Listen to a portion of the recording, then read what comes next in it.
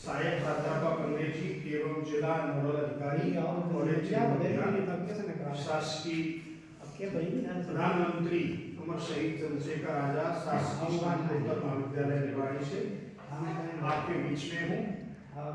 इस शासकीय उच्चतर माध्यमिक विद्यालय शक्ति भैरव की प्रभारी प्राचार्य श्रीमती मीनाक्षी गुप्ता मैडम एवं उपस्थित सभी शिक्षकगण, प्यारे बच्चों, ये कॉलेज चलो अभियान की कुछ खास बातें लेकर आपके बीच में आया हूँ। शासन की ऐसी मंशा है कि 12वीं के एग्जाम होने के पहले आप स्कूल में जाके ये बताएं कि 12वीं के बाद कोई भी छात्र छात्रा कॉलेज की पढ़ाई ड्रॉप आउट ना करें, छोड़े नहीं, क्योंकि ऐसा देखा जाता है कि 12 पास होने के बाद जितने जिले में बच्चे होते हैं सबका डाटा कंप्यूटराइज रहता है। उस डाटा से उस शिक्षा मैच नहीं कर पाती कि जो बच्चे, मान लीजिए इस स्कूल में 150 बच्चे हैं तो कॉलेजों में भी कहीं ना कहीं वो 150 दिखना चाहिए। शासन चाहता है कि 100% बच्चे कुछ तो नीट पास करके MBBS में चले जाते हैं, कुछ आपके BTech में चले जाते हैं, कुछ और जगह चले जाते हैं। लेकिन जो बच्चे अन्य जगह नहीं जाते तो उनके लिए जो ट्रेडिशनल कोर्सेज हैं, BA है, BSc, BCom, ये अवश्य करें। और जिला निवाड़ी में 3 कॉलेज हैं शासकीय। नंबर 1 तो लीड कॉलेज है ही हमारा, दूसरा आपका नजदीक ओरछा में है शासकीय महाविद्यालय ओरछा, और पृथ्वीपुर में भी है शासकीय PG कॉलेज का दर्जा मिला उसको पृथ्वीपुर में। तो ये तीनों कॉलेज तो हैं ही, इसके अलावा कुछ प्राइवेट कॉलेजेस भी हैं। तो हमारे शिक्षकगण जो यहाँ पर बैठे हैं प्राचार्य जी की उपस्थिति में, उनसे भी अनुरोध है कि वर्तमान जो भले ही बच्चे कम है हमारे पास जो बैठे हैं, प्री बोर्ड आपके सामने कल से, तो बीच बीच में अपनी चर्चाएं ये अवश्य करें कि कोई भी बच्चा छोड़े नहीं, ड्रॉप आउट ना करे। क्योंकि अभी अभी आपके जिला शिक्षा कार्यालय से डी ऑफिस से उन्होंने डाटा मांगा है कि कितने बच्चे लास्ट ईयर 25 में पास आउट थे और कितने ड्रॉप आउट किए हैं। तो उस डाटा को जुटा पाना बड़ा कठिन काम है। तो सरकार ने उस, चूंकि ये वीडियो कॉन्फ्रेंसिंग जो प्रोफेसर साहब लेते, तो फिर हम लोगों ने जब बताया कि सर बच्चे पास कितने हुए, कितने एडमिशन हुए, ये तो बता पाना सरल काम है, यह ठीक है, लेकिन ड्रॉप आउट कितने करें ये नहीं बता पाएंगे।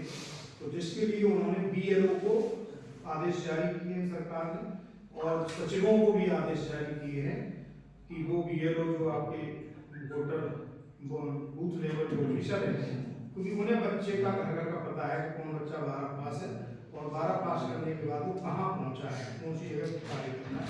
तो ये डाटा इस साल तो चलो ठीक है, लेकिन करेंट ईयर का डाटा अगली साल जो जाएगा वो बिल्कुल ऑथेंटिक होना चाहिए, जिसमें उन्होंने पहले तो अकेले कॉलेज को ही जोड़ा था, अब कॉलेज के साथ साथ स्कूल शिक्षा को भी जोड़ा है। आपके जिला शिक्षा अधिकारी का भी पत्र शायद या तो आने वाला होगा या आ गया होगा, क्योंकि हमें जो पत्र मिला उसमें 28 स्कूल हैं। और पर साल जब ये स्कूल शिक्षा को नहीं भी जोड़ा गया था तब भी हम आए थे आपके बीच में, है ना। तो हम तो अपना निरंतर अभियान चला ही रहे हैं। इस बार आपको भी इन्वॉल्व किया है, पंचायतों को भी इन्वॉल्व किया है और प्रशासन को भी इन्वॉल्व किया है। SDM साहब को भी ऐसे आदेश है और CO जिला पंचायत को भी आदेश है। कॉलेज चलो अभियान के तहत वो किस तरह कहाँ पर साइड हो सकते हैं वो अपना अपना काम सब कर रहे हैं अपने जरिए। तो हमारे कॉलेज में अब चूंकि हम अपने कॉलेज के बारे में बताने आए हैं जिला लेवल के हिसाब से, तो 5-6 बातें पॉइंट हैं इसमें जो लिखे हैं वो इसमें आपके बैनर पे। पहला तो प्रवेश प्रक्रिया है।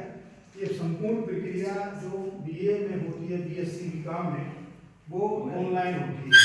प्रवेश के बाद आपको एडमिशन करने के लिए निवाड़ी नहीं जाना, ओरछा नहीं जाना, पृथ्वीपुर नहीं जाना, बल्कि रजिस्ट्रेशन आप खुशी कर वहाँ से बैठ के कर सकते हैं। ये दूसरा है छात्र कल्याणकारी योजनाएं।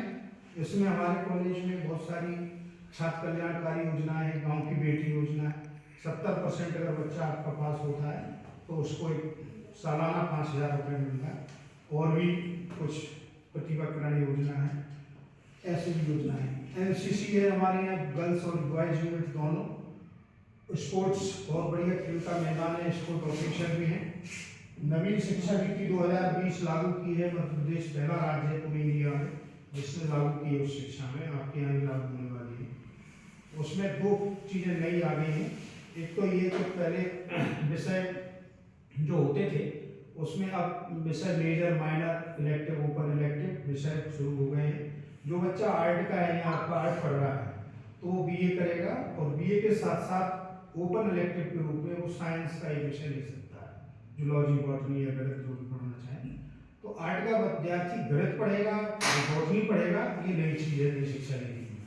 अब वो कोई बच्चा मैथमेटिक्स से इंटर पास हो रहा है, बायोलॉजी से हो रहा है, वो अगर जो है 12 पास करके जाता है और वो साइंस में बीएससी कर रहा है और उसे भी आर्ट पढ़नी है, तो उसे ओपन इलेक्टिव में पॉलिटिकल साइंस, भूगोल, हिंदी, अंग्रेजी, लिटरेचर जो भी चाहे पढ़ सकता है। एक नई चीज़ इसमें आई है। वैसे नई शिक्षा नीति में तो बहुत सारी ऐसी चीज़ें हैं जो विस्तार पूर्वक बता पाना यहाँ संभव न होगी। जब कॉलेज में बच्चा जाएगा तो स्वतः सीखेगा। उच्च शिक्षा में रोजगार के अवसर क्या हैं, ये तो आप सब जानते हैं कि बीए, बीएससी, एमए, एमएससी करने के बाद ही बच्चा कहीं भी पटवारी से लेकर डिप्टी कलेक्टर और टीचर, प्रोफेसर जो बनना चाहे वो असली पढ़ाई ग्रेजुएशन के बाद, ग्रेजुएशन मिनिमम मान लीजिए। एक समय था जब बिना पढ़े लिखे लोग फौज में चले जाते थे, पुलिस में हो जाते थे। अब तो ग्रेजुएशन से नीचे कहीं नहीं। पटवारी की पहले शैक्षणिक योग्यता 10वीं होती थी, अब बीए पास होना चाहिए पटवारी से। एनएसएस भी हमारे कॉलेज में दोनों यूनिट है, गर्ल्स की और बॉयज की। युवा उत्सव होता है, सालाना एक फेस्टिवल होता है जिसमें बच्चों के कार्यक्रम होते हैं, बहुत सारी तरह के खेल कूद, डांस, गायन, नाचना कूदना, और बहुत सारे अपने वाद्य यंत्र होते हैं, म्यूजिक, क्लासिकल, जिस तरह की जो प्रतिभाएँ हैं उनको निखारने का एक मौका देती है हमारी संस्था। साल में एक बार जिसे यूथ फेस्टिवल कहते हैं, 2 दिन तक चलता है। आगे युवा प्रकोष्ठ की स्थापना है, इसमें निःशुल्क कोचिंग है, पत्र पत्रिकाएं हैं, बहुत सारी, ट्यूशन की कोई ज़रूरत नहीं है। सारी एसएससी, रेलवे, बैंकिंग सबकी तैयारी हम लोग कराते हैं। पुस्तकालय एवं अध्ययन सुविधा अत्यंत हाईली कंप्यूटराइज्ड है। ऐसे करीब 2-4 रूम ऐसे हैं जहाँ पर पूरा कंप्यूटर लैब है। सब बच्चों को वहाँ पर ई एजुकेशन के माध्यम से, ई लाइब्रेरी के माध्यम से वहाँ पर पुस्तकालय में अध्ययन सुविधा है। विभिन्न छात्रवृत्ति हम बता ही चुके हैं। निःशुल्क बस सेवा और सरकार ने शुरू करी है कॉलेज की, जो आपने कभी देखी हो। पीले रंग की बस है, इधर से आपके साथी और ये आपका शक्ति वैरों और कहने खुशी कर्मा होकर निकल जाती है, कॉलेज में बच्चों को छोड़ती है, कॉलेज से फिर लेती है, फिर अपने स्टॉपेज में इधर टहका भी जाती है।